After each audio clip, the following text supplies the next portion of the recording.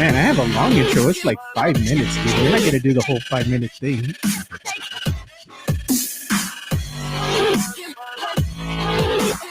And I even have the topics E3, Loki.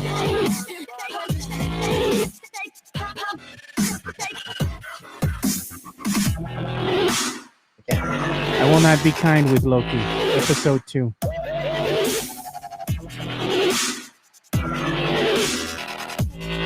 5-minute countdown. All right, here we go, Ted. 10, 9, 8, 7, 6, 5, 4, 3, 2, 1, and we're live. What is up, geeks and geekettes? It's another episode of the Countdown City Geek Cast. My name is Steady, and with me on this episode is the man, the myth, the legend. You know him as JC. Hey, everybody. We got the man behind the magic, the one and only Joe Garcia. Hey, what's up, everyone? Oh, now And you can hear me. We can hear you, yes. Yes. You're good. You're good. And we have a very special guest today for our first segment, coming from pretty much all over the state of Texas, but now she's a San Antonian. It's the one and only Katie Barber. Welcome, Katie. Hello. Thank you guys for having me. I'm really excited. I am excited to be in San Antonio. I moved here a month ago. I'm a news reporter for KTSA News. It's a news radio station here in town, but also I'm fortunate to be the managing editor over video games at a website called Cinelinks, which is like a pop culture news site. And I have a podcast about video games called Geeky Bites. So thank you guys for having me. Wonderful. And where can they find the podcast at? Sometimes it's in like weird places. Where can they find Cake Bites? Yeah, pretty much on everything. I took like a quarantine hiatus because a big portion of my show is interviews with people who work in the video game industry. And unfortunately, when I'm talking to people about their future projects, they haven't really been wanting to chat. So I'm going to be bringing out new shows or episodes of my show really soon. So you can find my show at Cake Bites, KAKEBYTES.com. And I've got links to it on my social media and stuff too. So easy to find. Cool. Fantastic. And we're excited that you're here because our first topic is all about E3. I'm glad we saved it because we didn't talk about it last week. Our shows were right in the middle of it. And so now that you're here, we can go and talk about every single big announcement, little announcement, which developers really showed off some great content and some fantastic announcements, and then which ones probably were a little bit of a letdown or decided not to show up altogether. But if you're watching this stream, we also want to hear from you. So let us know in the comments below, what was your favorite announcement from E3? Was it from Xbox? Was it from PlayStation? Or your favorite trailer? Some damn good trailers that came out of E3. And I'm excited to talk about a few of them. So drop it in the comments below. What was your favorite either announcement or your favorite video game trailer out of E3? We want to hear from you guys. And Katie, I know you're extremely excited to talk about this. So why don't you start us off? What were some of the biggest takeaways or the biggest highlights that you got from E3? So we're definitely going to get there. I just have one thing I want to bring up is the things that we missed at E3 this year. And that is and this isn't just because E3 didn't happen in person, but Sony hasn't been a part of E3 for a couple of years. And that leaves a huge, gap to be filled. And there were even issues where there were just issues with them not wanting too much Sony to be even at E3. So there was definitely that missing. EA didn't have EA Play during E3 this year. It's going to be in July. So, we did get a little stuff about Madden, but, EA that's a big, that's such a big segment of gamers are the fans that play EA sports games and even just like EA-centric games like DICE. And EA work so much together, Apex and Titanfall 2 and all that stuff. But big winners. I don't think anybody will be surprised. Xbox and Bethesda, their joint showcase this year, they really made me want to get an Xbox Series X. I mean, I've been pretty vocal about there just not being a lot of exclusives up till E3's announcement for the Xbox console. And, they showed Starfield, which looked amazing. First new IP for Bethesda in 25 years. Redfall with Arcane and Bethesda. Halo multiplayer being free to play is really amazing. Crazy. Yes. I was like, what does this mean? I looked it up. Is this really what I think it means? Absolutely. And it makes me feel like I'm in high school again, because that's when the multiplayer craze really went to a whole nother level. We went from GoldenEye back in my childhood days to this fantastic big battle multiplayer in the original Halo game. And now we're finally, getting back to something new for Halo. I'm excited. I'm excited on what it means, because Halo had the best aerial vehicles. It had the best terrain vehicles. I can't wait to see what they put into this type of gameplay. Well, and developers even said that this game, their multiplayer inspiration was Halo 3, which I feel like a lot of people feel is kind of the pinnacle of Halo multiplayer. Absolutely. In terms of how gameplay felt. And they're doing things different than what you see with Warzone and Apex, in that their battle pass is never going to expire. So there's not a time crunch to hit 99 to get all of the 80s mixtapes. In Warzone, and but so I'm interested to see how it plays out. But that delay of Halo Infinite really made at the Xbox Series X that was their only launch.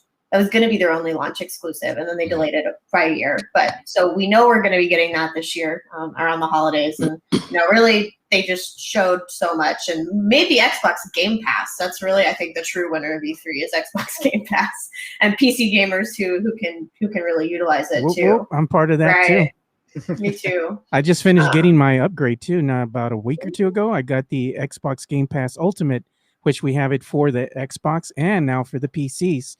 And awesome. Me and my kids can use it now, because I have a gaming PC. My son has a gaming PC, and my other son has a gaming PC. So we're a gamer family here. So that's exciting for me. Absolutely. They they showed the new Forza game. If you're a fan of the Forza series, the new Forza game looks absolutely amazing. Insane. And it's funny you brought up GoldenEye, because there were games that were missing that people were expecting.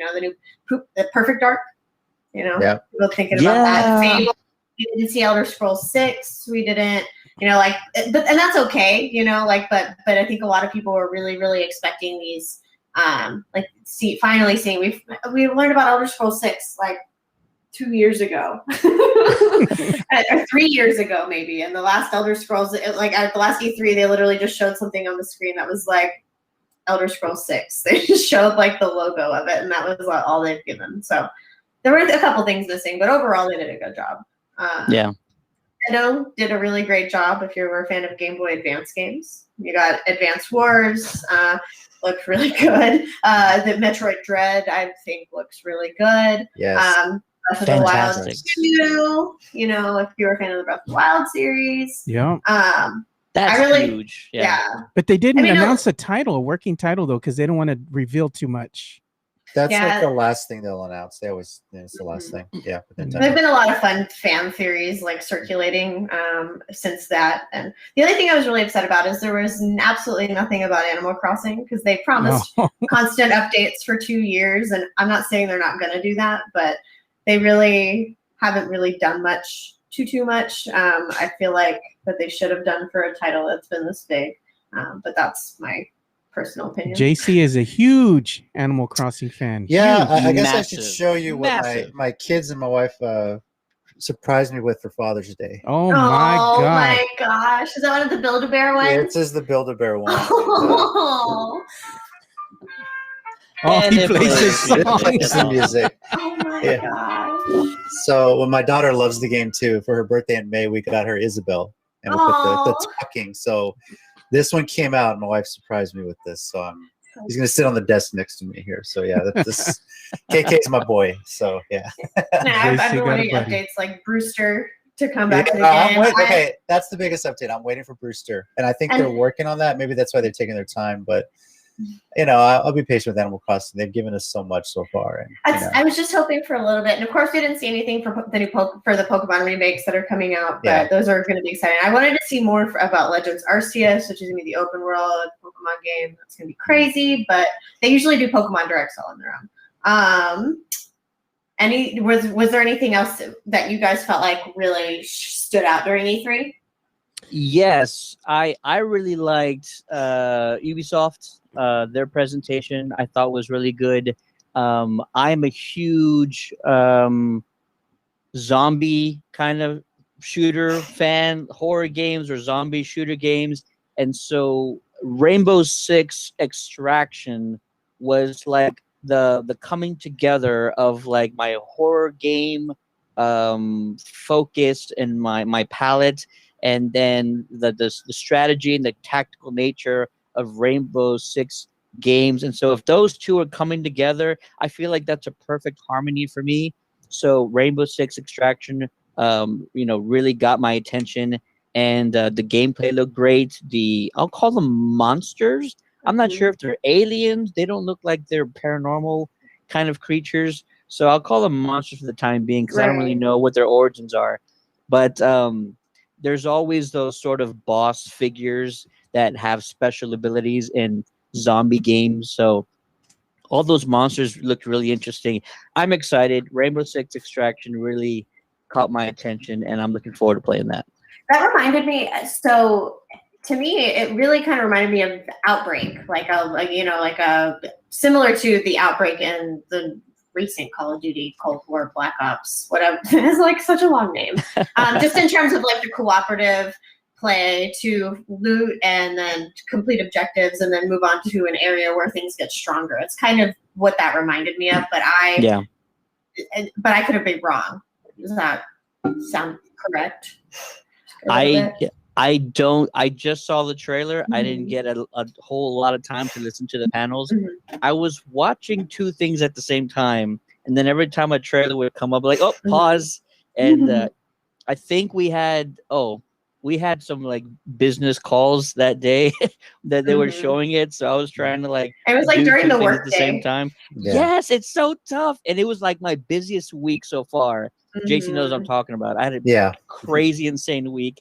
And so not only that, Square Enix dropped the trailer for Guardians of the Galaxy video game, and it looks like the movie was put into a game, and the characters look a little different. Yeah. But the humor is there, the action sequences are there. That looks very exciting. I'm down to play a Guardians of the Galaxy game. Yeah, absolutely. And what's interesting is I've had some conversations with people who were really upset about that big focus because they were under the impression, because Square Enix published the Marvel's Avengers game that was developed by Crystal Dynamics, they were under the impression that this is the same style game by the same developer, but that's not the case. This is a single player narrative driven, Marvel Guardians of the Galaxy game developed by Eidos Montreal. And Crystal Dynamics normally does a really good job, but Marvel's Avengers is a live service game. And really the live service is what killed that game, because I thought it had a decently good campaign, but just not as long as it should have been, because there was supposed to be extra stuff added to the game eventually, and it just hasn't really panned out the way it was planned to. But Crystal Dynamics typically does a good job. I mean, and Crystal Dynamics and Eidos Montreal worked together on like the recent Tomb Raider games, which I thought were fantastic. So that gives me hope that the Guardians is going to be really, really good. Where Square Enix really, really messed up was, I mean, a lot of people are upset about we didn't see Final Fantasy 16, which has been promised. And then what they did show was the Origins Strangers in Paradise game, which is supposed to be like a lore-driven game based after Final Fantasy 1, I think. And they dropped a demo that didn't work for over a day, like 24 hours. Like you could download it, but you couldn't actually play it. I tried. I was one of the many that tried. And then and it's a very different game. It's almost like a Soulsborne type game. There's no RPG mechanics in it. It's got like a real-time action, just like combat style that's really, really, you don't control your party members at all, except for healing them when they go down pretty much. And it's very different And good for people who like the Soulsborne type games, but people who are looking for Final Fantasy 16, this is definitely not what you were expecting. Yeah, one of the things that I wanted to hear more about is I wanted to hear about the Monster Hunter games that are coming out, because I like Monster Hunter. They showed a little bit, but not too much. Yeah, I wanted more. Yeah, I mean, I think a lot of the games are developing. It's got pushed back a little bit, pandemic here and there. At least we got something out of E3. Definitely. So Metroid Dread was the biggest surprise, I think. Obviously, that was huge. I love Metroid. Yeah. So I was not expecting hey, it's coming October. I was like, what? And a return to a 2D, it's taking me back. Did they have any announcements regarding the Teenage Mutant Ninja Turtles side-scrolling game? No. Right? I don't think so. I know they announced like one of those cabinets, the arcade one-up cabinets for it, I think. But I don't know if they've really, I don't recall. Yeah, because I don't remember seeing anything, no new trailer or nothing. Yeah. Just, nothing outside of what we got a few months ago. We're anxiously anticipating the release because we want to play it. Yeah. I think Steam said Q3. That's the last I saw. Okay. So, yeah. Yeah. Yeah, I remember it being pretty soon. For Ubisoft, I really liked the way the Avatar Frontiers of Pandora game looked too. They showed it like right at the end of the showcase, which is a game we've heard what they had announced a couple of years ago, but it was mostly a first look. It looked like a little bit maybe of in-engine footage, but I don't know how much of it was actual gameplay. That looked pretty good. I was sad there was no Beyond Good and Evil 2. I know people were upset there's no Prince of Persia, Splinter Cell, but it was a hard year, and I mean, and that shows, it's just been a hard year for everyone. They did have Psychonauts. They announced Psychonauts too. Yeah, well, so I actually saw a demo of the game in 2019, and it was supposed to come out in late 2019 and got pushed back a couple of times. But that happened right around the same time that studio got acquired by Microsoft. Microsoft has been doing a big acquisition of indie studios over the last couple of years, about like 5 years or so, more than a couple.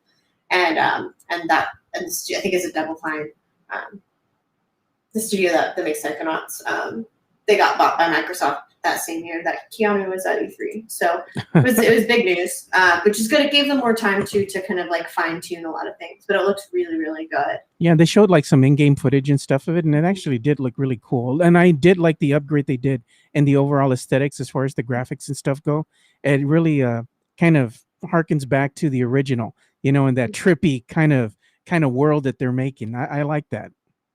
Yeah, no, it's really great. It's nice to see, long-awaited new entries into games, kind of on the horizon, like that. And I mean, like, I'm really ready for Elder Scrolls 6. Yeah. Beyond Good and Evil was a good one too. I remember playing that game when it first came out way back when. They showed it. I feel like they were trying to show quite like in-game and engine footage for it, and they have been. They have like an update YouTube series that they've had ongoing for a little while. So, they'll get there. It's just taking time. And I will say, kind of a really big subset that really benefited from E3 this year is indie developers and indie games. I had the pleasure of sitting and sitting with developers for these 3 really great strategy games that are coming from a Dallas-based publisher called Hooded Horse, and they were all like grand strategy 4X type strategy games that were super great. Terra Invictus, Falling Frontier, and Alliance of the Sacred Sons. Those were all really, really good.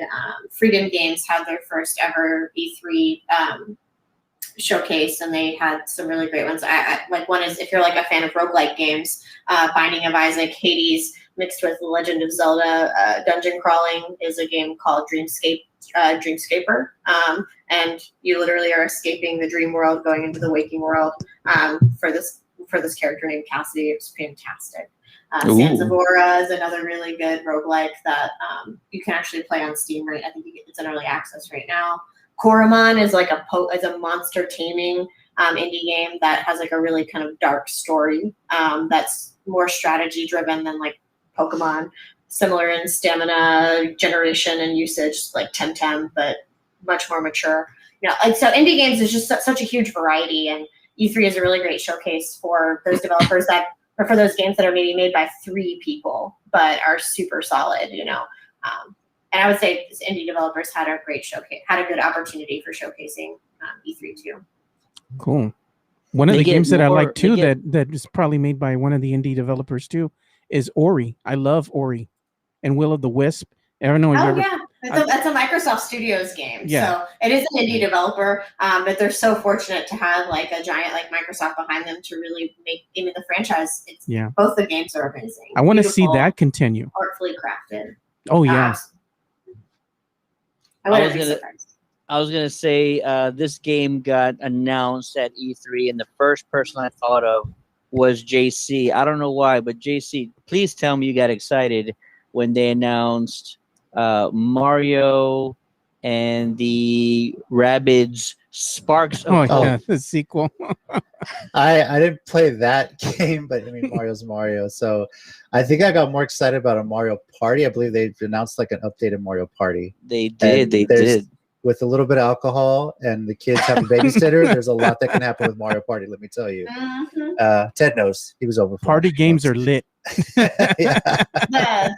one you're talking about is kind of a mashup. Let's say it's the Super Mario Galaxy universe with rabbits. And I've never cared for any of the Mario Rabbids games, but this one actually looks more true to the Super Mario Galaxy games and the mechanics. And honestly, the Luna Rabbit mixture, I think they're called Sparks. I would die for them. I've literally always made fun of how inane those Rabbit games look, and I ate my words. Like I was being really mean about them before that press conference started to somebody, and I'm like saying, I'm like, man, fuck, I gotta buy this game now. Now you're all about it. Yeah, that's how it works. That's best case scenario. I don't like being disappointed in games, so yeah, I'll take a surprise excitement any day of the week. So, but E3, it's definitely not what you expect of E3. Because it was an all virtual show, but I think a lot of it really just had to do with the pandemic really made things difficult for development, and so we're getting what we're getting and we'll get more. Like I said, it's a good time to be a PC gamer who has the Xbox Game Pass or getting an Xbox Series X.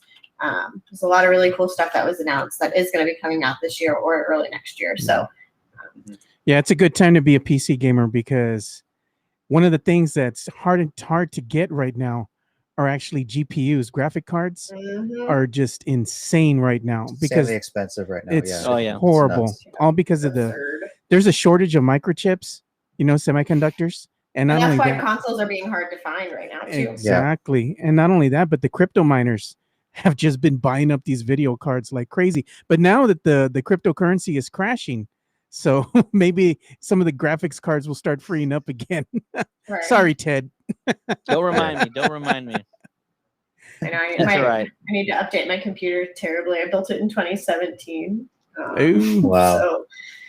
So, it's due for. But I've been avoiding building anything because GPUs have been insane, literally since really even starting back then. So yeah, I think the GPU that I have in my computer right now is going for something crazy like $800 to $1,000. I'm like, I never paid that much for it. I maybe paid like $390 or $370, somewhere around that neighborhood. Insane. It's like crazy.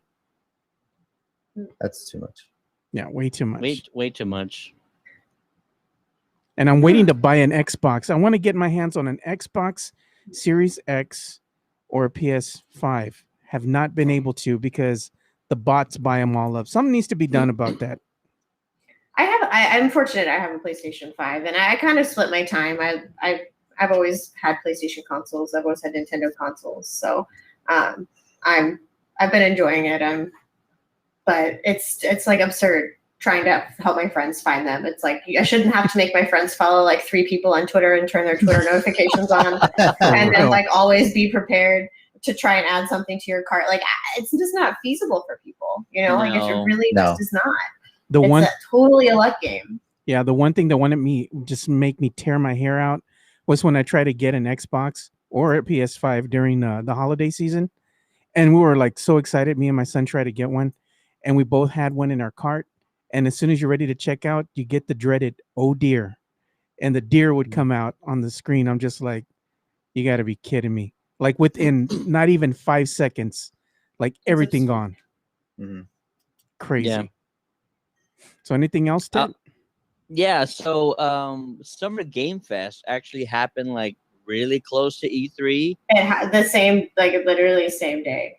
Yeah, and they had like some games actually were announced were kind of the same, and there were like kind of co-announcements across the board, but there were some that were just for Summer Game Fest alone.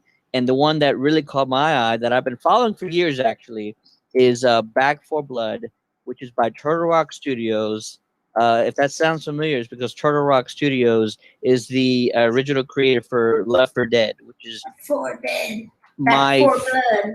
my all-time favorite zombie shoot 'em up game. I've had so many amazing experiences playing, probably more than the second one because the second one had way more maps. But just late nights, insane, fast-paced gameplay, and just hordes and hordes of zombies. Well, Back for Blood is sort of the unofficial spin-off to the Left 4 Dead franchise, and we got some more trailer footage that came out of Summer Game Fest, and they're actually doing a beta opening real soon. So I'm very excited to try and get back into it. I did the testing late last year, and I just had a blast. It was I was a kid in a candy store, just back into this element of my childhood, getting back into this kind of style of gameplay. So Back for Blood, if you haven't heard about it, I think it's a third person zombie arcade style shoot 'em up game, and it's just 100 miles an hour running through maps and courses, being chased by swarms of zombies, and insane boss zombies that just come out of nowhere. They're like 30 feet tall and all this insane stuff. Check out the trailer. You could actually check out multiple trailers on our Facebook page just by going to Countdown to the Geekcast on Facebook. But that's Back for Blood. It's being distributed by WB and developed by Turtle Rock Studios. I highly suggest you follow them on social media. They're a great group. They're very catering to the fans, and they put out a lot of cool content, a lot of releases and stuff like that. But the testing is going to be open pretty soon, and it doesn't take a lot of effort. If you're just one of the select few to register ahead of time, you have as good a shot as anybody else. So be looking for that pretty soon. Cool. Definitely. Cool. The other big one that came out of Summer Game Fest was the first look at Elden Ring, which is a From Software game with George R.R. Martin. But so it looks really, really good if you're a fan of like the Soulsborne games. So, but that was like one of the most talked about reveals. And honestly, because Summer Game Fest and E3 overlapped, everybody was misattributing Elden Ring to E3 when like they didn't show it at all. But those are some big, especially the Back 4 Blood. I mean, we had known about Back 4 Blood, but getting a really good look at it, watching the gameplay, learning about the characters, it's great to see. Left 4 Dead Zombie is my least favorite. Like when I say least favorite, like I would absolutely take myself out in a zombie apocalypse immediately if they were Left 4 Dead zombies. Oh yeah, no. If that ever happens, we're screwed. Like that, you can't. No, not at all. It ain't happening. Being chased by tanks all day long, no, screw that. Terrifying.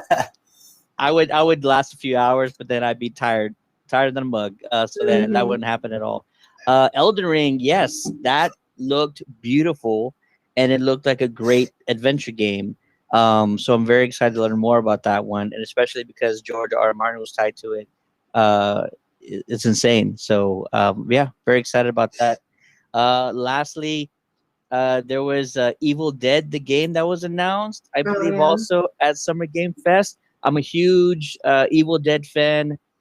Even more so Ash versus the Evil Dead, which was there was a series on Stars, and that had I think 3 seasons a few years back, and it's just the best that you'll get of the franchise. I highly suggest you check it out if you haven't.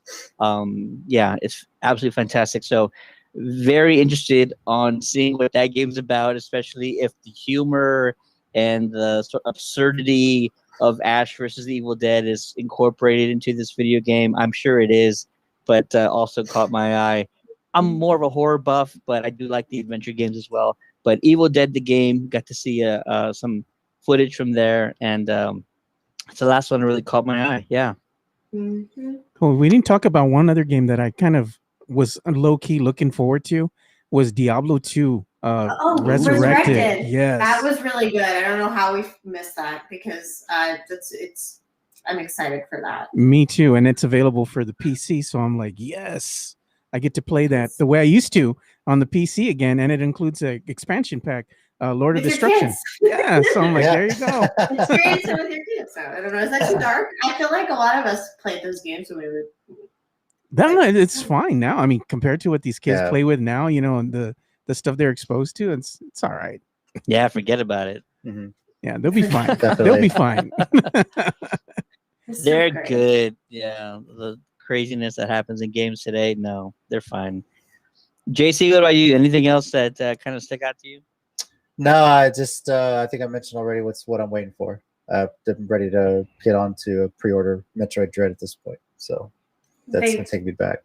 So. They did announce that Fatal Frame. Was it remastered? I don't want to touch Fatal Frame. I played that one time. It scared the crap out of me. I'm just too scared of it. I think I rented it once. Yeah, I rented it from Blockbuster once, my PlayStation 2. Oh man. And yeah, it was never again. I was so scared. I was like, I'm never playing this again. I'm not a fan of horror movies, but damn, that one was that's freaky. That's the scariest game I've ever played. I just remember playing the original Resident Evil and Resident Evil 2, and we would play them in the dark, and you would start like legit hearing stuff all over the place. It would scare the crap out of you. You'd be playing the game at night, and then you'll be like, that was Fatal Frame. Believe me, that was Fatal Frame. It was like that. I was like, I can't do this again. It scared me too much. Poor JC. Awesome. Well, Katie, we absolutely appreciate you talking E3 with us. Yes, we did. We've been chomping at the bit to talk about it, and you got to cover it. So once again, we really appreciate you coming on. I want you once again, let the people at home know where they can follow the podcast and anything else you got coming up.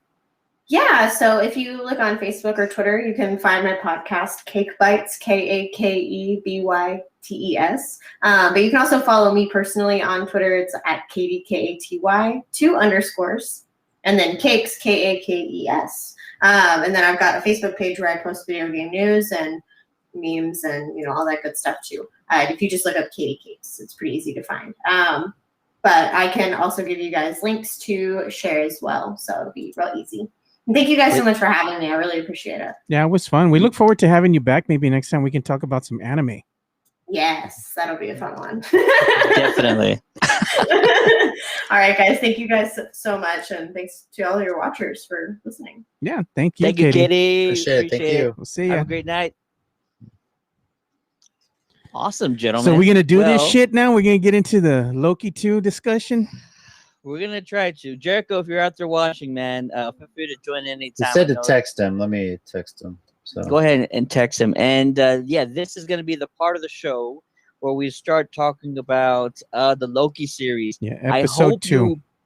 I hope you caught our last week's video. We dissected episode 1. We talked about theories, things to pay attention to, thoughts about the episode, what we liked, what we didn't like. And we're going to do the same thing for episode 2. So if you have not seen Loki episode 2, I want you to pause this video. I do not want to spoil anything for you. You're not spoiling nothing for the fans. There was a lot of big reveals. I promise you. Oh my God. This is going to be tough.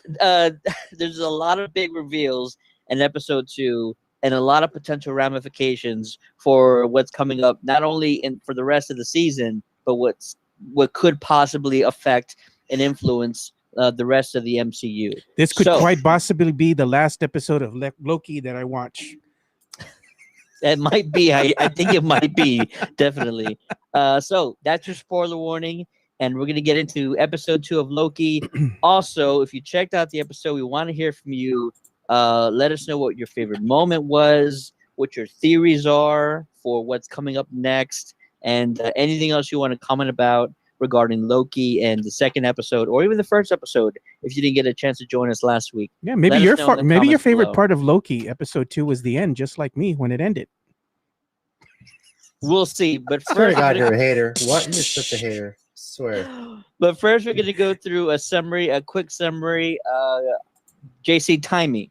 Oh God, dude, we got to go through the summary. That was bad enough watching the damn thing like 2-3 times already.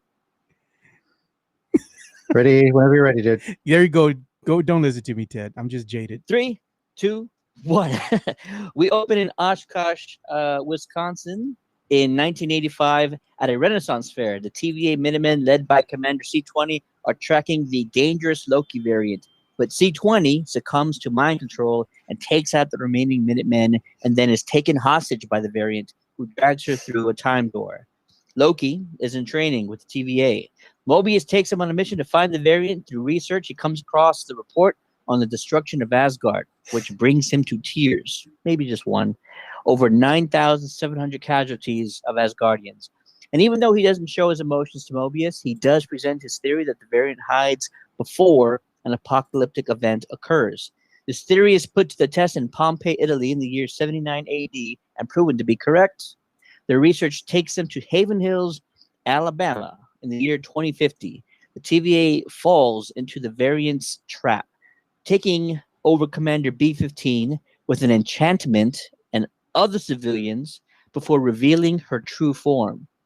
The TVA is too late. Dozens of reset charges are armed and sent to several locations across the galaxy and time. Who we'll call Lady Loki for now, opens up one last door and waves goodbye before walking through. Our Loki follows soon after, just before Mobius can stop him. Clear. Minute 28 seconds. Bam. Nice. Nailed it. Nailed it. Awesome. So listen, there's a lot to unravel here. We can focus either on the beginning, the conversations between Mobius and Loki, because that was some great stuff. We can talk about theories going forward. We can talk about sort of either the Easter eggs or what's happening in between the lines, because I think that's very important. So, JC, I'll kind of just ask you first, and then I'll ask Joe. Why won't you ask me first? I know what I'm going to get. So, JC, your overall thoughts about episode 2, and then we'll start getting into the nitty gritty of it all. I like that they explain things a little bit, how this stuff works. They're giving us a little more insight into how these time travels and timelines and everything kind of put together. And there's a lot of rules. A lot of rules. They don't mince words. They acknowledge full on, yes, there's a multiverse. We see all the Loki variants. They show us the different ones, from a marathon runner to God knows what. And they all seem to have some sort of weird thing where they always break with the timeline on some level. Who knows? But they explained, though, like the safeguarding of like how, I guess, safe for, variants are really going to break away from apocalypse events. I thought that was very interesting. Brilliant. How you can pretty much do whatever at an apocalypse event and everything's done, so nothing's going to change. I thought that was really, really interesting. The Pompeii Mount Vesuvius thing was pretty hilarious. And you guys are going to die. Like, yeah, whatever, volcano. Yeah, y'all are dead. It's just, I thought that was quite funny. But, really this Loki we got revealed was pretty big, nice surprise, I think. Because everyone was wondering, I was wondering, was this still the same Loki, but in the future? He's been jaded a bit. But no, we got to confirm this is a different Loki. This is a variant. So I thought that was pretty cool. Here comes Jericho. And Remy. And joining the Geekcast right now is Jericho. How's it going, y'all?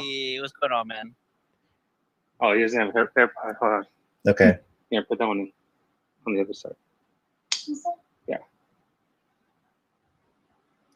So now he can hear us. Hey, Remy. Yes. We can hear you. Okay. Yeah. Remy, I need to show you what I got for Father's Day. You ready? Uh-oh. Because Adi and Tina got it for me. Do you recognize that? From where? Yeah, that's cool. Is that the? That's awesome. KK. That's Build-A-Bear. Yeah, it was a nice the surprise. Build-A-Bear, right? Yeah. Cool. So Yeah, there you go. So That's I thought you'd neat. appreciate that. Yeah. That's pretty cool, So. man, right? Mhm. Nice. Now Joe's gonna have to watch his language for the time being. Thank you, Remy. Oh, hey, it's time to go to sleep. Joe, I'm gonna ask you next, man. Did you just drop? Do you want to? No, he's on there. I want to, and I won't spend that much time trying to convince you otherwise because I know it's not gonna amount to anything. But Joe, at least give us what was the most interesting thing to you about Loki episode 2. Don't say nothing. It ended. That episode was over, dude. It was horrible. What they did, I mean, I understand what they did, but it was like an oversimplification. All they had to do was just explain something. They didn't have to go in great lengths about it. And I thought that's what this is where the episode lost me, is because they try to over explain everything. They spend so much time on trying to explain everything. No pun intended by that, by the way. But they did. It's like you didn't have to spend that much time trying to explain how every single little thing works. You just needed to do like a do-over, something for dummies. Time travel for dummies. That's it. It's over. It's explained. It's there. Let's move on. I think they try to do way too many things with this episode, and it just got boring. It's like Mobius says, talky. There was way too much talking, not enough action. I didn't like it. It was boring. It was just flat out boring. It showed promise at times, and then the explanation. Oh, she can hide within a was it like a, what do they call it? A chaos event or something like that. Apocalyptic event. That is so stupid. For example, it's dumb. Yeah. Let's put it like this. I like it too. You're in a timeline, right?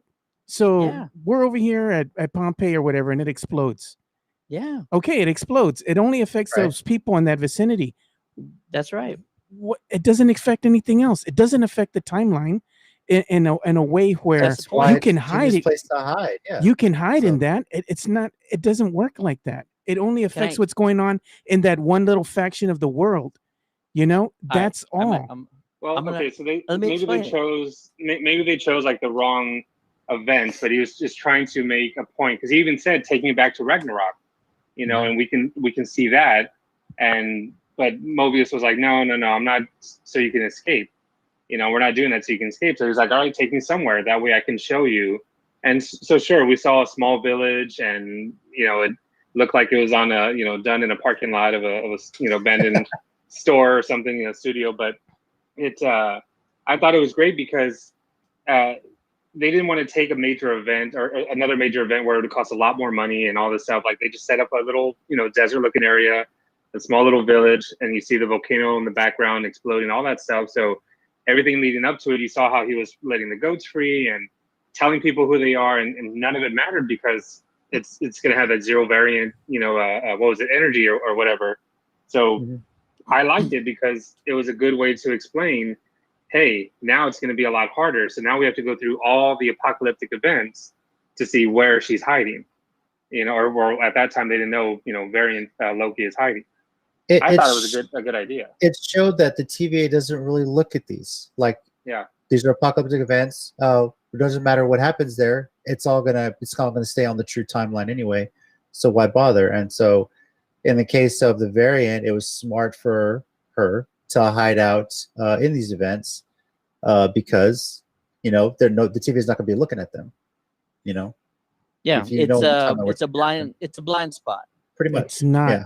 It's not a blind spot. I'm gonna try to explain this in a way that will help you understand. No, I understand where they're coming from, but I'm just saying. No, in a better metaphor, though. It's just an apocalyptic event. I get that, but time still moves forward.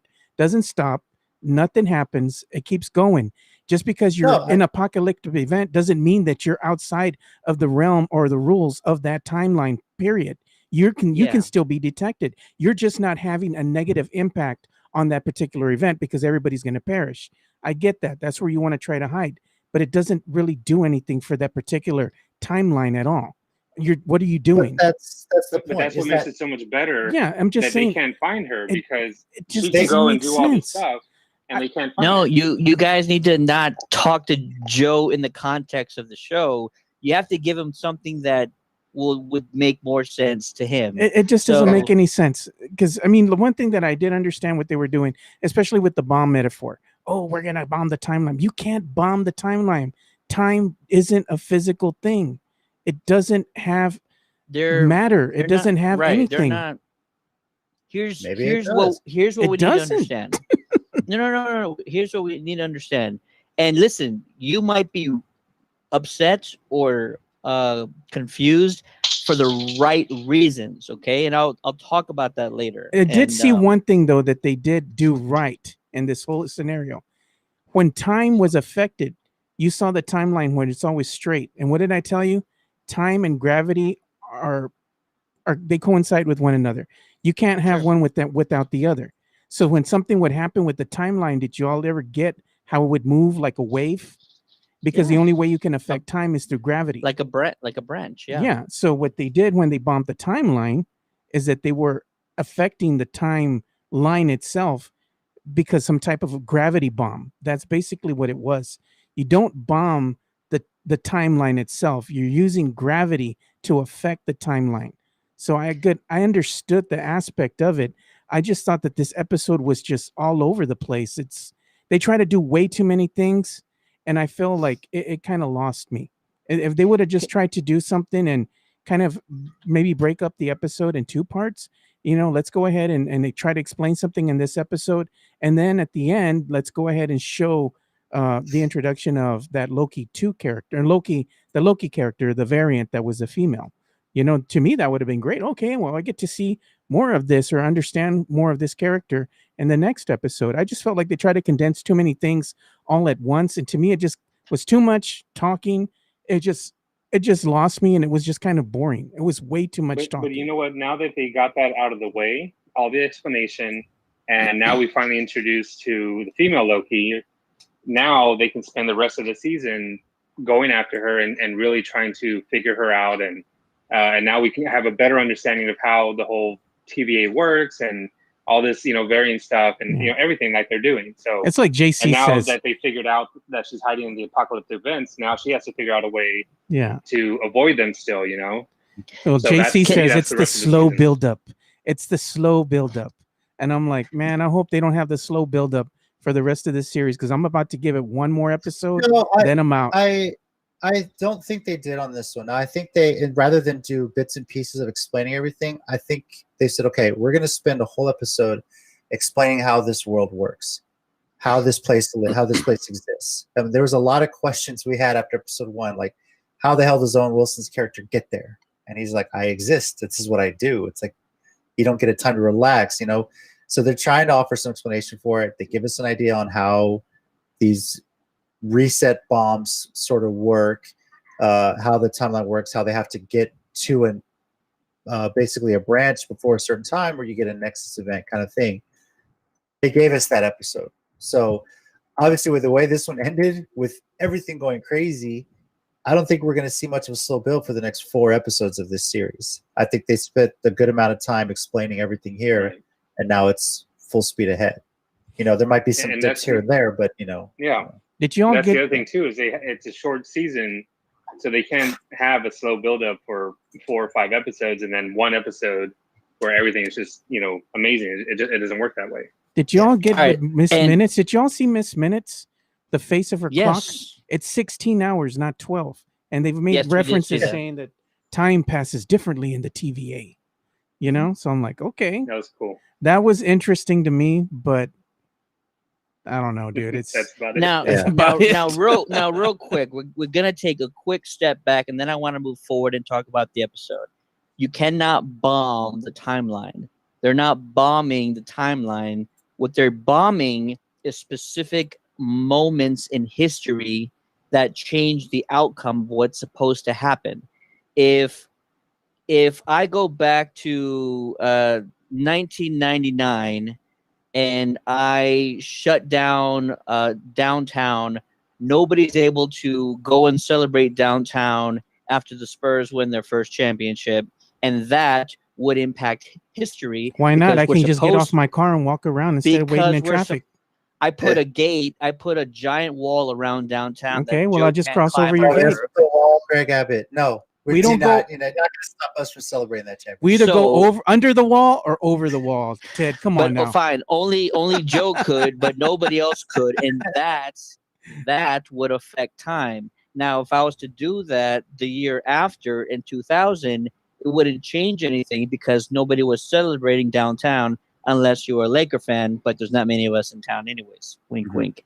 So they're not bombing the timeline. What they're doing is not they. Lady Loki, what we're going to call her for now.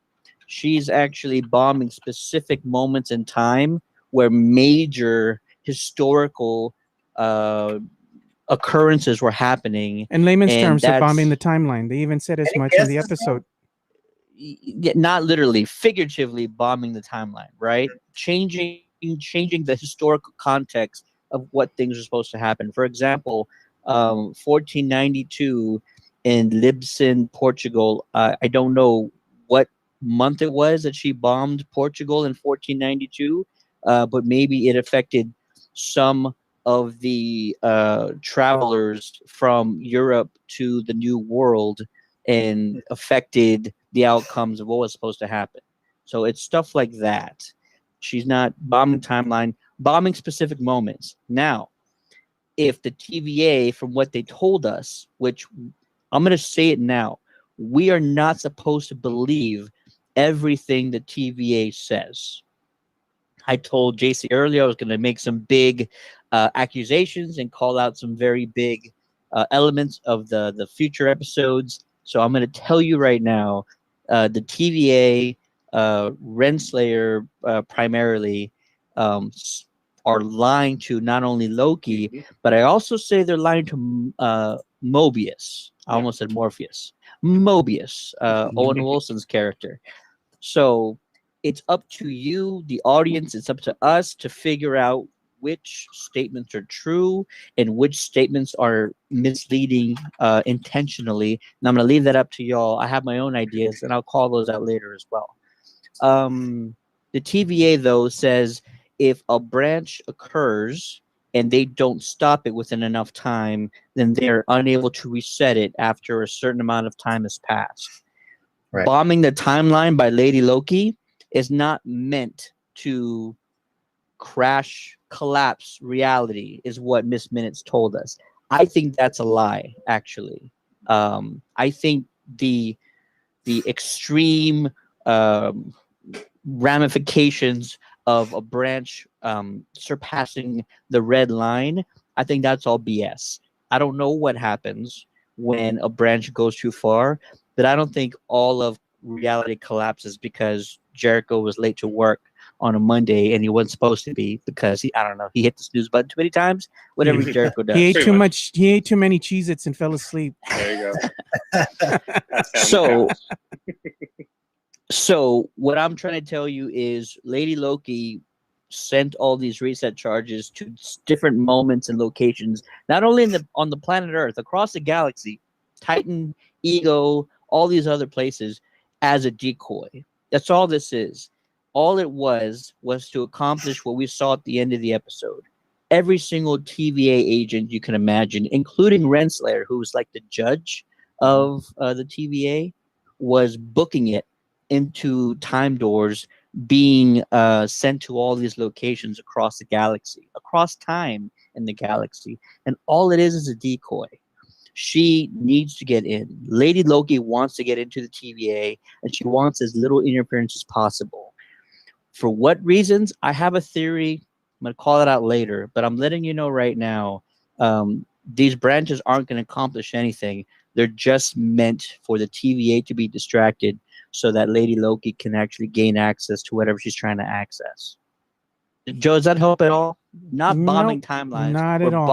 We're bombing moments in history. Like the episode still sucked. You understand that episode part, still right? sucked. It was still the suck, Ted. It was still the suck. Oh my God. Okay, what'd you say, Ted? Don't matter. It's not going to change my mind. This episode sucks something awful. JC, you say stuff. What does it take? What is you talk now, JC? What is it going to take, Joe, I'm very for interested you to see to because get back obviously into it? she sent those little reset charges back to certain points in time. What did she change? As a history major, what did she change? And I'm very interested to see how she did that. Obviously, her end goal, I think, is obviously, like you said, distraction. Maybe she wants to get in and take out the what are they called? The three timekeepers. That's the thing. That's the beauty in a lie. The timekeepers are absent. There are no timekeepers. I think it's just one person that's in charge, controlling everything, and that's what Lady Loki wants. She wants a device or some way in order to control time itself. Maybe that's a just beautiful lie, you know? Yeah. It's funny because that's well, we don't know Loki, the OG Loki's plan, but his goal that Mobius keeps feeding him is like promising him, like, I'm gonna get you in front of the timekeepers. Mobius ain't seen him either. Keep helping me, yeah. You ain't seen him either. Lying about that for sure. Just like Santa Claus. Yeah. Easter Bunny. But I think it's gonna be kind of like that too, where it's funny how the variant Loki. I feel the same way that's her goal is to somehow get a hold of the timekeepers or become one, take over them, something. And what is Loki, OG Loki's goal? Probably the same thing. You know, he wants the power. We know that he's power hungry, and so his thing is he wants to be the leader and in charge of everything. So I would think his goal is to ultimately somehow stab them on the back and take over. Well, curious enough, somebody who wants power, acquires power, likes to show off trophies. What did you see in that room when Mobius was talking to one of those judges? Why do you get to keep these trophies and no one else does? Well, I'm the one that's in charge of everything. You know, in charge of these assignments. Well, why is she keeping trophies? She's on a power trip. She wants to show that she's in charge. She wants these trophies from these different assignments that she sends people on. Do you think she's the person who's in charge of the time? Like she's the timekeeper? I think she's manipulating everybody and she's lying to everyone. It's going to be the beautiful lie at the end of Loki. I can already see it coming. There is no control. She's the timekeeper or something like that, maybe? She probably has something better than that. To me, that makes the show even better. Yeah, there's something there. We're being told one thing and then it's going to be like just flipped on its head altogether. Yeah, I think she does something. She has a device, something that controls the timeline itself. And it's all set up just so she can have control over everybody and live in this perfect little bubble. And the beautiful lie is nothing will happen. She just likes the way things are as far as order is concerned. Right. Let's talk about Loki's either end game or motivations, because I think motivation is he don't want to get died.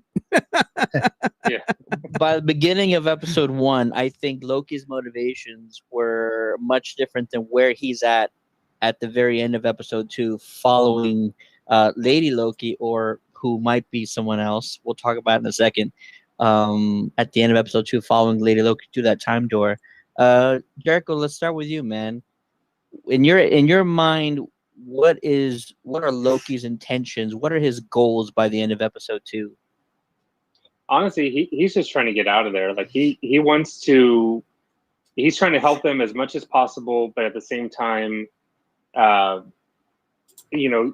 get his goal, which I think is to somehow get in front of those timekeepers and manipulate them and trick them into making him a timekeeper with them, or again taking everything overall together. But now that he sees this Lady Loki, I think he's going to want to try and stop her, because I feel like she's has the same goal, and so but he's gonna she's basically getting in his way. So now his goal right now is to stop her before she gets in his, or before she does what he wants to do. Take over all the timekeepers. Yeah. Go ahead, JC. What were you gonna say? No, I was listening. Yeah. I didn't have anything to say. So I thought, by episode 1, Mobius actually kind of calls it out in episode 2. But episode 1, Loki wants to charm his way into a confrontation with the timekeepers, backstab them, and then overthrow them. And his goal is still to rule. It doesn't matter who it is, but he just found the greatest power in all the universe across all time, because Infinity Stones are paperweights in this place, and they can pretty much stop anyone they want to. and all that power would be his if he could rule the TVA. So I think episode 1, that was his thing. Episode 2, I think, has changed a lot, and it's through a lot of the conversations with Mobius, and I think it's also through a lot of the revelations he comes across. Losing Asgard, I think, takes a bigger toll on him than we and the fans are actually seeing. It not only drove him to tears and show emotion, and then through the conversations with Mobius, you hear things like, I like being right. Mobius tells him, be careful, you might take my job one day. And I think him running after Lady Loki isn't a betrayal to the TVA. He's just really curious. He doesn't have all the answers yet. He knows what's happening, but he doesn't know why it's happening. But he also doesn't trust everything the TVA says, and he's right to do so. I think he's following Lady Loki because he still requires more information. He doesn't know what her motivations are. Every time he tried to talk about it, she would pretty much deny it or completely disregard anything he was saying. She says to him, I'm not interested in ruling the TVA. So you can throw that away. That was his deal. He offered her a lieutenant position while he was ruling the TVA, and she totally declined. I'm not interested in ruling the TVA, she says. And so that's why I think her motivations are definitely different. His motivations have changed, but we're going to find out what those things are further down the series. I think Loki decides to kind of change sides eventually, and he will probably help fix the issues within TVA with Lady Loki. But I also think that there is a certain amount of loyalty to Mobius, and he considers him probably a friend by this point. I don't think him running after her is complete betrayal. So I'm excited to see what happens. JC or Joe, you want to talk about Loki, Joe? I can talk about it, but I'm just telling you, I don't. One of the things that I know that they were specific about is they're like, magic doesn't work here in the TVA. Okay, so to me the TVA is just a pocket dimension, kind of like the mirror dimension from Doctor Strange. Whatever happens there doesn't really affect the timeline, period, because it's a pocket dimension. And I believe that's what the TVA is. It's just a pocket dimension, and whatever you do there doesn't really affect the timeline. What affects the timeline are the things or the happenings that happen in all the other places. So right, it's going to be interesting to see if this does in fact tie in with the Doctor Strange and the multiverse of madness. Are the ongoings of what's going to happen here with Loki going to have some type of ramification that'll affect the other dimensions? The multiverse of madness is what it's called. So it's to me, it's going to be an interesting, let's say, subplot that occurs here, and how it's going to have ramifications that we might see in the upcoming movies. One of the other things that's interesting to me is actually, I don't believe that there are any timekeepers, period. I think it's just all a scam. There's nothing out there. And one of the things too that I had a theory about is maybe they're so hell bent on branching the timeline because they don't want you to find out the truth. Ooh. Oh, this is gonna happen. This is gonna happen. The whole universe will be destroyed. Collapse, and all this calamity. All this destruction, and it's just scaring you because they don't want you to know the truth. Which again is the beautiful lie. I think that's basically the actual plot outline for Loki is once they all find out that they've been lied to, what are they going to wind up doing with the truth? Right. Can I say that's actually one of my other theories is that Mobius is loyal to the TVA, but I'm pretty sure he has his suspicions. And I think he is not aware of what's wrong with the TVA, but I think he understands that he's been a victim. He's a pawn. not just a pawn. I think Mobius is actually a victim of whatever they're doing to these agents. For example, he's in the office of Renslayer and he's putting a cup down on the side table. There's already rings there. He puts the cup down. He apologizes, but Renslayer says all those rings are you, and he doesn't remember any of those things. Now you can kind of play that off as a joke, saying that, oh, my bad, but he doesn't like own up to it.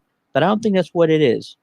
I think he's actually having either his memory wiped, or we're seeing another variant of Mobius who's being used as an agent for the TVA, and that's why he doesn't remember doing these things. He holds that maybe pen he up. doesn't know he's a variant too.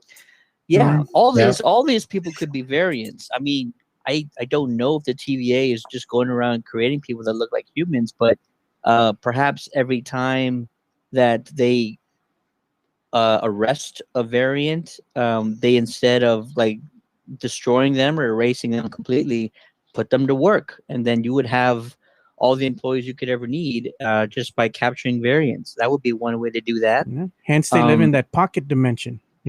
Right. Yeah. The other thing that really that really caught my eye is he's holding that pen up and he tells Renslayer, "Oh, this must be from the agent you keep on the side there." And it's all like jokes to him, but Renslayer, the way she kind of plays it off, I think that he probably is that agent, or he used to be that agent. And so either they are erasing his memory and they're wiping his mind after a certain amount of time, or perhaps this is just a clone or another variant of Agent Mobius, and they're doing that maybe cyclical to these agents, because, and I think he's catching on. Is the whole point? I think all these little things he's catching on with, and Loki is not only helping the TVA capture this variant, but I think Mobius knows that his best chance on unraveling the secrets and the deceit by the TVA and the timekeepers is actually going to be uncovered with the help of Loki. He needs someone like Loki to get the answers he needs, because he knows he can't do it himself. He has no control in the TVA himself and won't be able to do these things on his own. So this is his best way of doing it, is by letting things play out with Loki. Mobius is on to the TVA, and so he how do you needs Loki. explain? Okay, so let's say that they are taking these variants. Like, let's say all the TVA are variants. All the agents there. What are they doing with the originals, or how are they not running into each other? Like, or like you said, if they're wiping the minds, okay, that's fine. And maybe there's things that's kind of helping him remember, helping Mobius remember. And maybe it's kind of like Groundhog Day, where the same thing is happening every day, but now he's doing little things to kind of change it, so that to change his future. So is it something like that? You mean like Mobius is kind of catching on, and he's trying to, uncover more and more, so that way he can prevent himself from getting killed, or whatever the case is. I think he knows that things are fishy, right? He's very good when he's listening to Loki. He's like, when they were in the tent and Loki's trying to stall them, and he says, "I have ears too." He's bluffing. Let's get out of here. He knows when things aren't right, when he's being lied to. And yet Renslayer in the office is like, "Oh yeah, the timekeepers are busy. Oh no, you can't see them. They're hard at work." Like, he probably hears this stuff every single day, and he probably gets to a point. There was a line in episode 2 where he tells Loki, sometimes you get tired. Oh, he actually told to Renslayer about Loki. Sometimes you get tired of playing the same old game, the same old role. And that could be him. He understands, like, he doesn't remember these artifacts that are in her office, or this pen. I think there's so many things that he doesn't remember after a certain amount of time. He has to act upon it now. Like, there's a reason why I'm starting to not know these things. And I should know these things. These are very easy things to learn about, but he doesn't. And I think that's the deception of the TVA. And I think they're doing it to Mobius, and they might be doing it to all of them. And you said something interesting. You said Groundhog Day. Joe said Pocket Dimension. This could just be a time loop. If the TVA is just resetting itself after like a 24-hour period, nobody would know. And they're still acting upon new time variance occurrences. So they could very easily just be living like a 24-hour period in over and over and over again. That would be actually a pretty interesting theory. They're if that all was pretty naive. They didn't out. The guy didn't even know what a fish was. Remember? Yeah, and you would think eventually he would learn about a fish, but the reason why he doesn't is because either his mind is being wiped or he's living the same day over and over again, and he never comes across that bit of information, right? So that would explain a lot. Or Mobius' obsession with Vespa. Or jet skis. Yeah, jet ski. I'm thinking of someone else. Yeah, jet ski. You're thinking of Luca, is what you're thinking of. I'm thinking of Luca. That's what it is. Sorry, kids watched it twice. Maybe maybe he keeps the magazine as a reminder, as like a clue. You know, so that it's not necessarily that he's obsessed with it, but it's something that seems familiar for him. Yeah, because Loki asked, "Why do you keep that thing?" He's like, "Well, it's the perfect vehicle perfect form between man and machine." And it was in the late 80s. Maybe he remembers what time period he came from. Yeah. You know, where he was acquired, you know? Yeah. And he was out in a jet ski, you know, enjoying life, and whoop, picked him up, you know, but Renslayer has ties. If you look and see, like, really, you read about her background and what she means in the MCU, you know, in the Marvel, not cinematic universe, but in the Marvel universe itself, she has ties to Kang the Conqueror. There's a story there between her and Kang, and her thing is she doesn't have any superhuman abilities other than superhuman durability. You know, she's very durable, and she's gifted when it comes to hand-to-hand combat, and she has a great intellect. She has great mastery over 41st century technology and weapons. And what is in the TVA? All that tech that we don't understand, but she somehow, you know, understands how everything works perfectly, probably because she's the one that either brought it there or she knows how to make it, you know? So she's the one's pulling the strings. She's got the power in that place, you know? I think she's a cog in it, but I don't think she's ahead of it.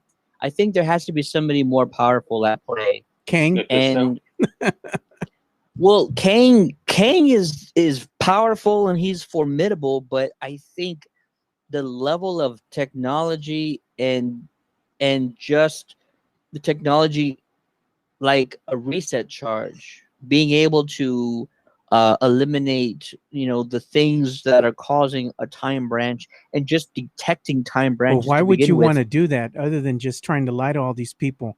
It's because you yourself want to remain hidden. You want to keep your location a secret. Yeah, that could definitely be it. You're hiding things yourself, but I don't think it's Renslayer. No, I'm saying she's trying to hide. Kang. She's trying to hide herself within this pocket dimension. That's why they're always trying to keep this perfect flow of time going. Maybe this is the place that she goes to hide where she doesn't want to be found. She's hiding from something. That's why they have the TVA and all these other people that keep on repeating, like, you know, maybe it is the Groundhog Day scenario in this pocket dimension and it keeps resetting itself because she's trying to hide there for some reason. You know, maybe we'll find out. That could be it. The thing is, though, like, this technology is so sophisticated. Yeah. This TVA, we don't know what it is. Is it a planet? Is it a dimension? It's so vast. It seems like it's infinite, actually, is what it looks like. It's a pocket dimension. You can have unlimited space in a pocket dimension because you can manipulate matter, you know? Yeah. Sure. But there's not many that can manipulate matter at this level. Well, if you have the technology, like top tier, you have to have the There's technology. Not that many people that have this technology. This is 41st century technology, Ted. That could definitely be it.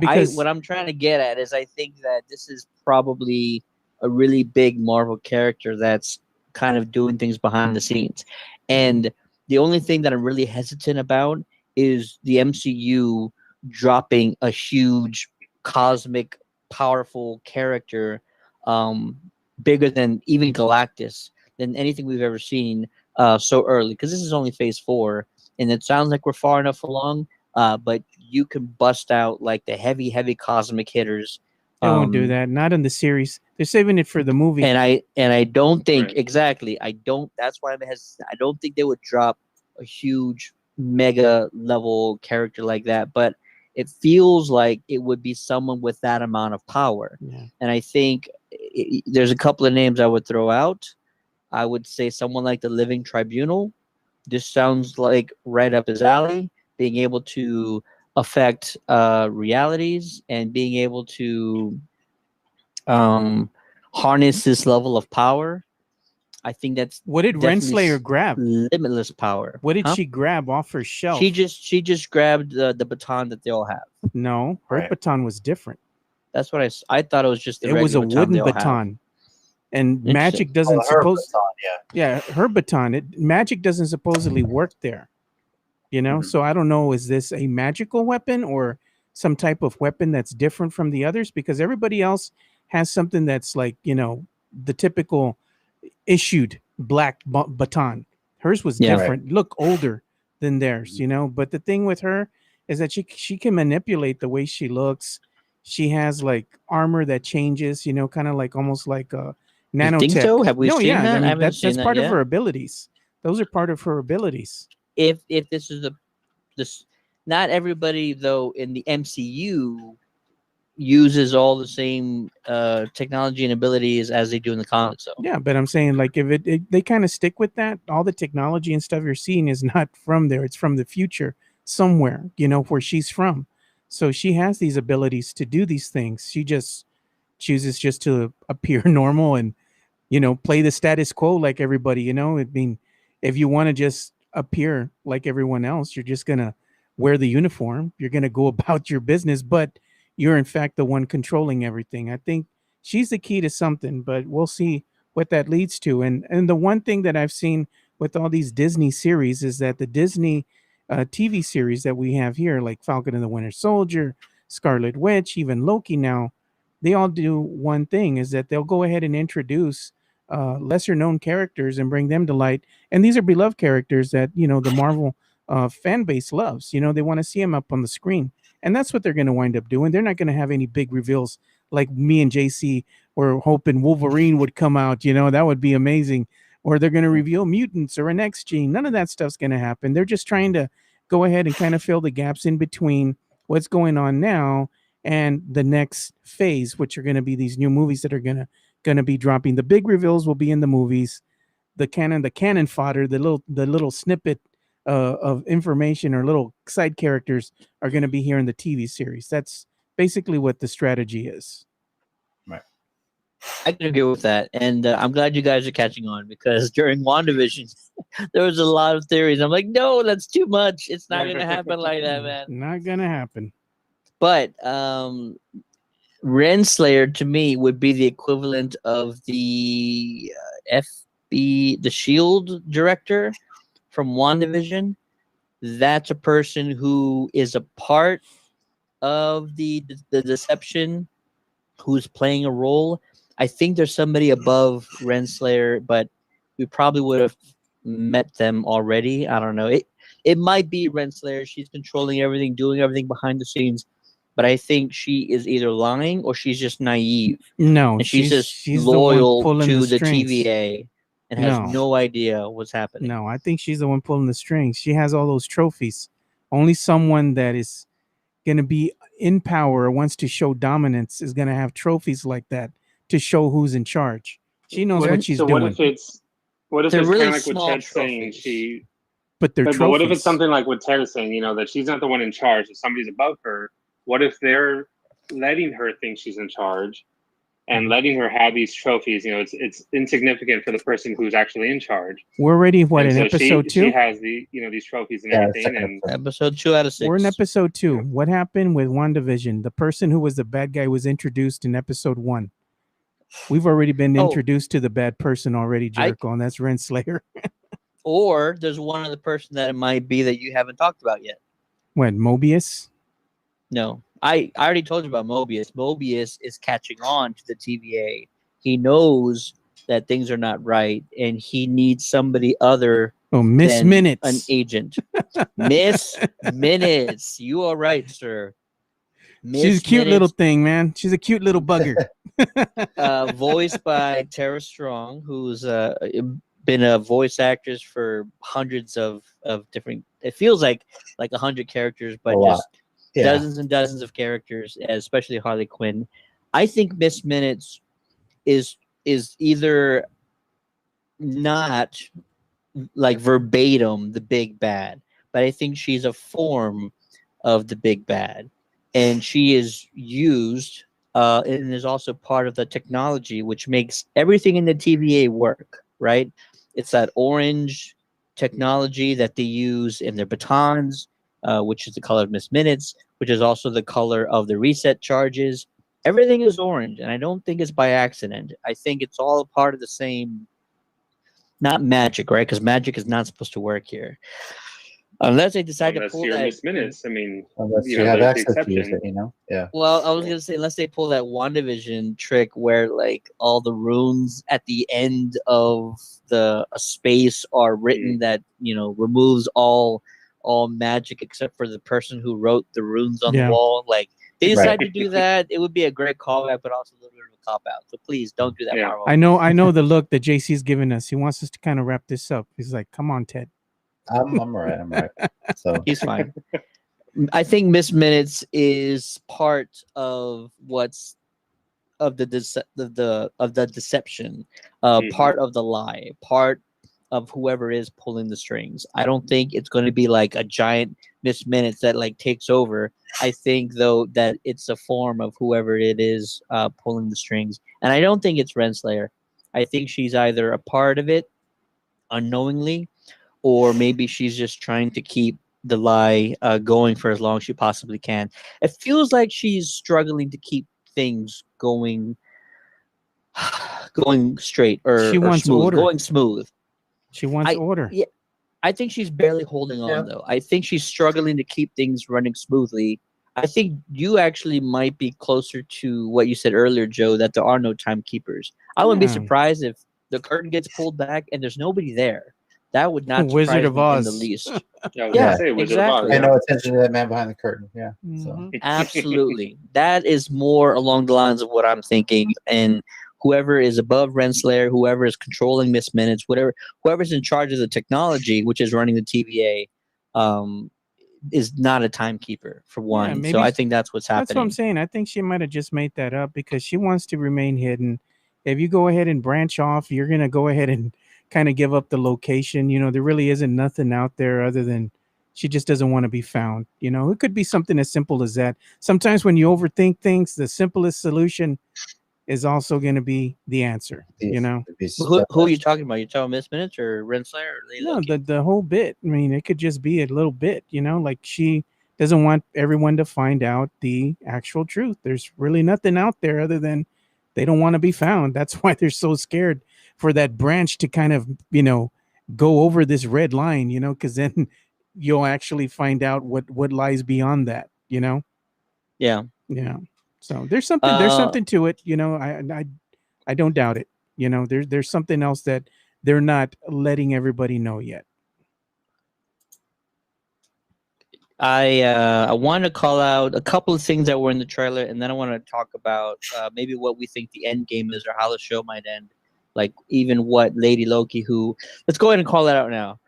There was 2 instances where we got some information dropped in the episode or in the credits of the episode where we're kind of now leaning towards another character from the Marvel Comics universe.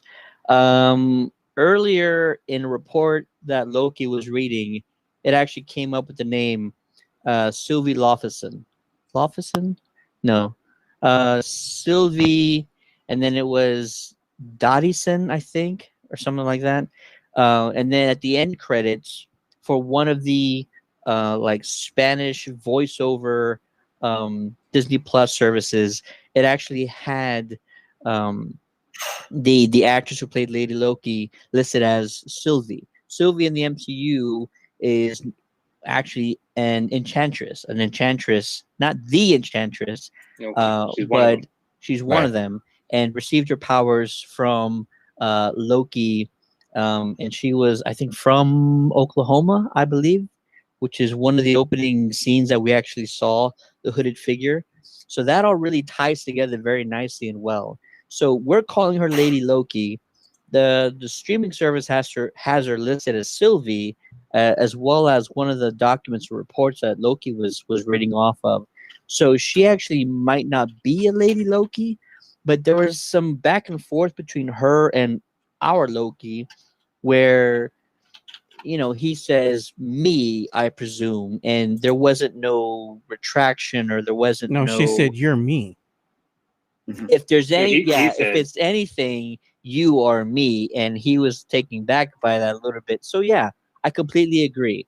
That was the first altercation between the two of them, and so she is a variant of Loki, but she also might be this enchantress character from the comics, and she's missing a horn. She's also missing a horn, which is very reminiscent of Lady Loki from the comics. Yes. I'm going to pose a question. What is her end game? Because I've already told you guys she's not bombing the timeline. I'm using quotes, Joe, because it's not literal. To destroy reality, like the TVA is saying what would happen. That's definitely a decoy. She wants to get into the TVA, and it's either to confront, to me, the timekeepers, or whoever is claiming to be the timekeepers.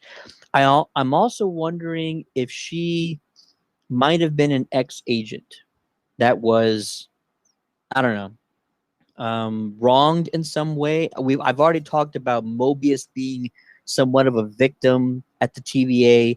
They've done things to him. They've erased his memory. They might have cloned him, or they're keeping him a prisoner in this time loop that Jericho theorized earlier. Maybe it's a time loop. Maybe it's Groundhog Day. And in that case, they would be a prisoner like Dormammu was in the first Doctor Strange in this short time loop. Yeah. What if she was an agent that escaped? What if she knew? What if she just wants to go back home? So I'm telling you, maybe sometimes the simplest solution is just that. Loki wants to get back to his timeline. He wants to go back home. Maybe she wants the same thing. Maybe she just wants to go back to her timeline. She just wants to go back home. One of the things that's curious that I think you kind of overlooked is Mobius, when he was in that office with Renslayer, he said, "Oh, look at that snow globe. That's new." I think that snow globe has something a little bit more to do. It's, again, trophy, showing power. I think that might have something special, special significance. I think you're overlooking it and you're overthinking it. And I'm telling you, he is noticing so many times that he doesn't remember these things. And after a while, he starts asking those questions that anyone would be asking. Why don't I remember those trophies? Why don't I remember these water rings on the table next to me? Yeah. They're doing something to him as well as the other agents. Yeah. Sylvie might be an ex-agent who found out what exactly was going on behind the scenes, and she's trying to not rule the TVA as Loki proposed. I think she's trying to take the TVA down. There's no real consequence. Maybe she wants to free everybody. Maybe she realizes everybody's caught in the same thing she is. She wants to free everyone. Everybody just wants to go home at the end. Maybe, that's the end game. Everybody get put in the place that they were taken from, How do we learn her powers then? Are we saying that she is, it's not a variant of Loki, but she is maybe like an enchantress where she has the powers? Maybe she was given to him by Loki. She very well could be. She very well could be Loki. I mean, it seems like every Loki version has a different set of abilities too. Mm-hmm. They mentioned it they have the same abilities, but there'll be some kind of variation in those abilities, or like they'll have like additional abilities, something like that. Yeah. Right. So. Yeah, no, I completely agree.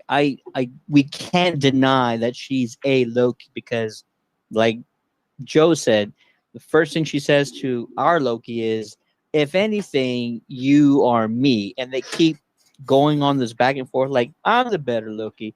No, you're the better Loki. No, It's that I'm whole the better Spider-Man Loki. meme, pointing to each other. They don't Anything know you who's can do. the original. Yeah. Yeah, no, I completely agree. She Peter has Porker's to be the a original. variant of Loki. She absolutely has to be a variant of Loki because there's already been there's been too much evidence to try and say otherwise. And I think that she might be an ex-agent of the TVA, and she's trying to take it down. There's no consequence to these branches getting out of control. We only think that because the TVA tells us to, but I'm telling you, they're lying either about everything or about most of the things. I think she wants to take the TVA down, and maybe Joe's right. She wants to go home, but she can't go home because the TVA will automatically find her. She is a variant, and they won't allow her to go home. If they will notice her right away. Yeah. If there's no TVA though, she can do whatever the hell she wants. We could do whatever the hell she want, whatever we want, basically. Yeah. Yeah. Lastly, I'll say that Loki and Mobius had this back and forth about free will, and it was very interesting. And Loki was saying, only people within the TVA have free will, and they wouldn't if they're stuck in this time loop or the TVA is controlling them somehow. So I think that's a very big call out. And my whole perspective on free will is actually built from the Matrix franchise, which is kind of funny. Lord, the red or the blue pill? Neither.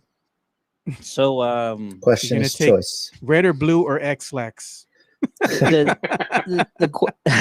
thing about fate and destiny is that it is written, but it's written based on the choices that we make.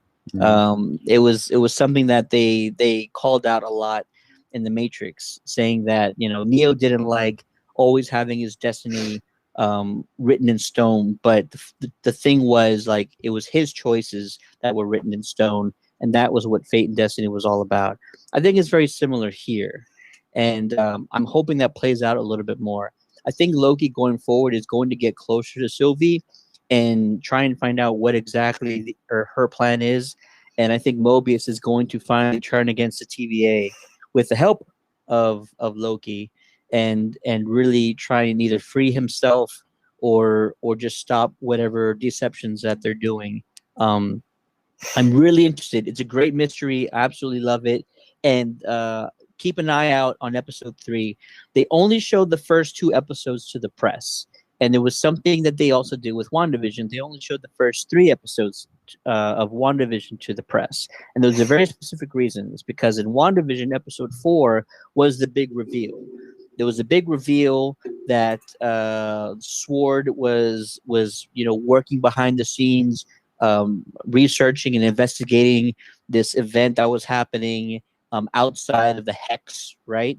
That all happened in episode 4. They didn't show that to the press, and the press weren't allowed to kind of see the big reveal before the rest of the world did. And so I think that's what they're doing here. Whatever's going to happen in episode 3 is going to raise most of the curtain, half the curtain. Let's say that. We're going to get some big revelations in episode 3. And I think the TVA, we're going to start to see more and more and more of their deception being revealed as time goes on. I'll throw out one very small detail that I'm noticing, and I don't know how it's going to play out. I'm about to give JC the hook already. We see Loki and Mobius. They're wearing the exact same attire, and like, it's the same tie, it's the same shirt color, it's the same pant color. The only thing different is their jacket at this point. And we learned a lot about Loki's powers. One of the powers was duplication casting, creating an exact copy of oneself in his present circumstance, a mirror image, if you will, and also illusion projection, which was depicting an image from outside oneself, which people can see. We know Loki's done that in the past. I think that's going to come into play, and that might come into play at the very end of the series. We might see a switcheroo between Mobius and Loki, and it might be at the right time, the right opportune time.